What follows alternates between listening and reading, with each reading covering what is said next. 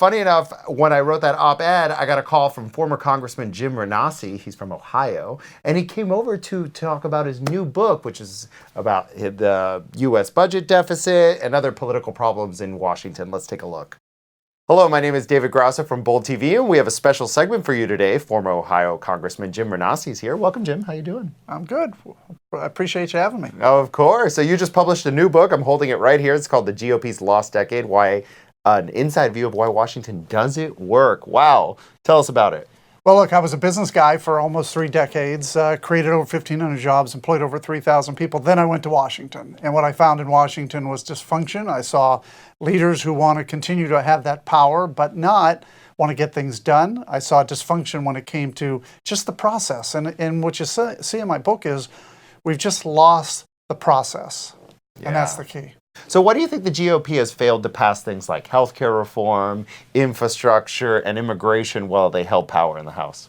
Well, look, it's too many times, and I say this in the book, we were so worried about losing the majority that we ended up losing the majority anyway. And I think in the end what we should have done was we should have put ideas out there. We should have had both sides talking about issues. I believe in Washington, if everybody has their say, it becomes a better place. Doesn't mean you're always going to agree on things, but the more ideas that come to the table, the better off. That doesn't happen. When Republicans held it while I was there, we kept the Democrats out, and it was ideas to try and hold the majority. By the way, the Democrats will do the exact same thing now.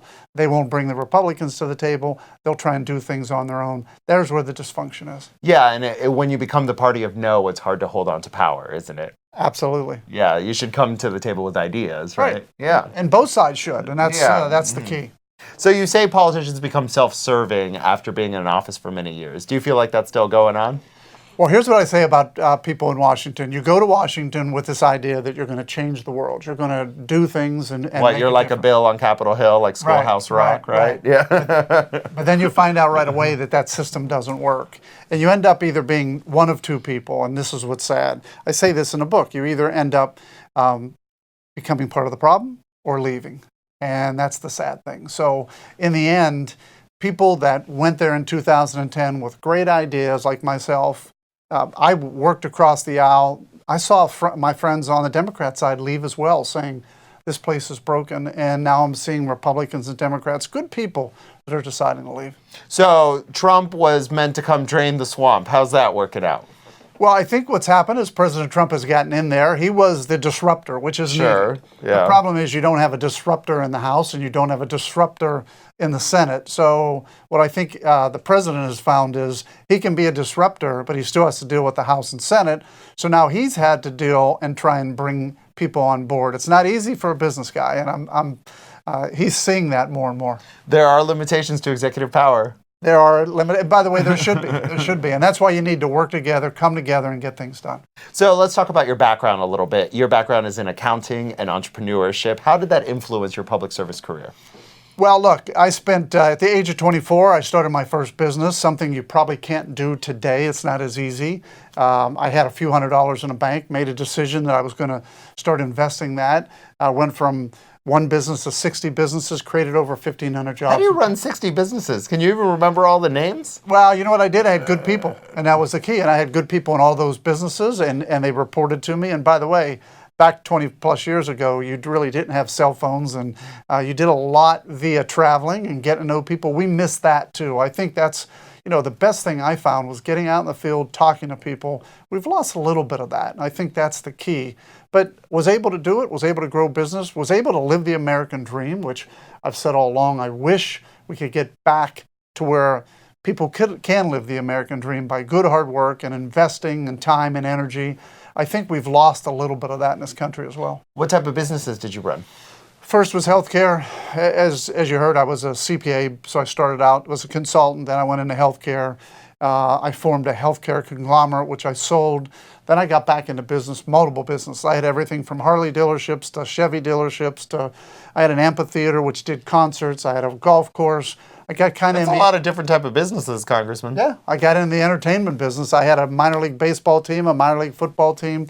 But that's where I found Washington became very dysfunctional because my Chevy dealership was taken away from me. And that's what really got me into politics. Really? What happened there specifically? Well, in 2009, I don't know if you remember, but GM imploded. GM imploded. The federal government took over and basically said, General Motors, you're going to weed out dealerships. The problem was mine was a good dealership, and You guys were profitable? We're profitable, and I had already agreed with General Motors that I'd build a brand new location out on the highway. Was it new?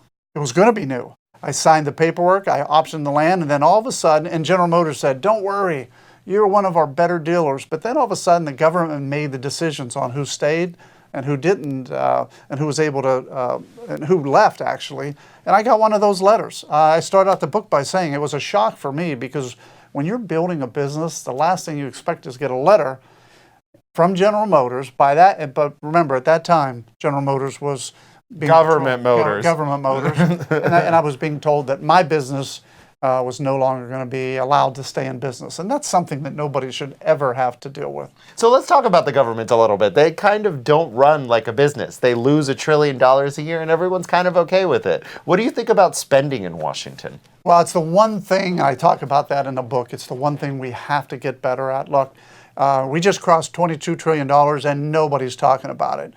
10 years ago, we were talking about 11, 12, 13 trillion dollars, and everybody was concerned. We've almost doubled that debt, and nobody's worried about it. And millennials are the ones who are going to end up having to pay that debt back. What, you mean people like me? People like you. And I've said that all along. If they don't start looking at what's causing it, how's the debt growing, why is it growing at the speed it's growing at, if you start to look, you'll see that we really have to start reducing our spending. Entitlements and military spending. Well- Very short. Well- The left tends to focus on military spending and the right tends to focus on entitlements. Right. But they're both a massive part of our budget, just statistically. Right. So here's the spending side. 70% Medicare, Medicaid, Social Security, and interest. 15% is military, and 15% is everything else. Entitlements seem to be a big problem. Well, and here's the thing. If you go back 25 years ago, entitlements were about 30%. Now they're 70%. So you can see the way the numbers go. Yeah, and a lot of that has to do with healthcare spending as well. Healthcare and the age population. Look, we had many a hearing where it just comes down to the demographics of the United States of America is we're an older population. People are retiring faster than a new generation is coming on board to pay those debts. Yeah, so what's your advice for people who want to get involved in politics? Because I hope you end on a positive note in here. I do. I talk about the things, and one of the things I've said is millennials have to get involved. Millennials have to step up and say, they don't have to run, but they better get to know the candidates. You know, you would not hire somebody if you didn't know their background and experience. You would not bring somebody on board, but yet we do that. And a lot of times, millennials and even people that have been around a long time, they just listen to sound bites on TV. And I think the millennials are better at digging in and finding the resume and looking at the background and looking at people who are really going to step up and change things. And again, not change things to a socialist country, but just grow this country, which is provide more opportunity. Provide more opportunity. You know, we're out of time here, but I have to tell you, I've seen how the minor leagues turn into the major leagues in Florida politics because I worked in it. I think my congressman isn't qualified to be the dog catcher. So, and I see that a lot. Yeah. How do we inspire people that are good people, that are talented people into politics? Because these days the talented people go to Wall Street, they go to Silicon Valley, they start businesses. They're definitely not in politics, Congressman. Right, and there's your answer, because people see politics as something where, especially if you're qualified, especially if you don't want to put up with all the negative, and as soon as you step into the game, negative connotations start to come down the road. So what we got to do is we got to fix that. It would be great to have a system where if you ran, there would be no negative ads. It had to be positive on both sides. Those are just little things. I've often said the best way we change it is, number one, we have term limits, so people have to leave. Yeah, so there's some churning. So there's churning. Yeah. And second thing is, no negative ads. You got to talk about your positive and what you can do and what you'll do to make a difference. I think if we could do that, we could change things. Yeah, because you supposedly didn't pay your taxes, right? I was reading about that, and that all turned out to be false. Yeah, it's interesting. As soon as I started running, Jim Renacci didn't pay his taxes. I was appealing my taxes. 12 years later, I actually won the appeal. So it just shows you how false some of these ads are. Well, anyway, Congressman, thank you so much. Tell us where we can pick up the book right here. Well, you can get the book on Amazon, and appreciate people to take a look at it. Again, there's not only the issues, but there's also the solutions. Awesome. Thank you all for watching, and have a great day.